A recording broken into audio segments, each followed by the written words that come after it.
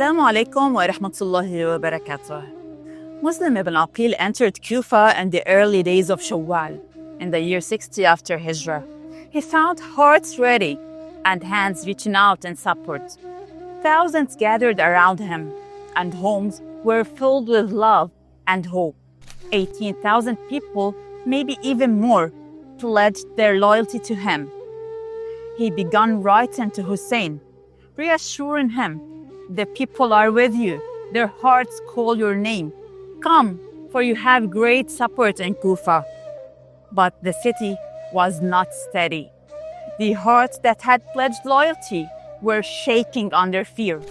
The gatherings that had once cheered for Hussein grew silent under the weight of the state's power. Then, Ubaydullah ibn Ziyad entered Kufa as governor, and the winds began to change. He followed in his father's footsteps.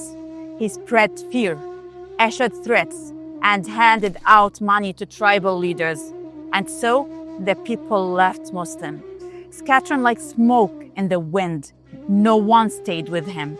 He became a stranger in the very city that had once welcomed him with open arms.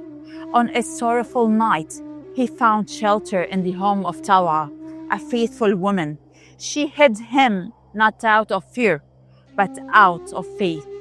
The next morning, he was captured. He fought alone, bravely and with strength, until his body was covered in wounds. He was taken to the governor's palace, and after a powerful final conversation and a last message he wrote to Hussein, he was executed, and his body was thrown from the top of the palace.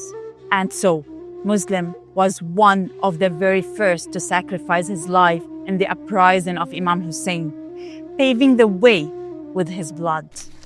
And in Kufa, the sound of true sorrow was heard, not from people, but from the sky. This story is not over yet. See you in the next episode. Wassalamu alaikum wa rahmatullahi wa barakatuh.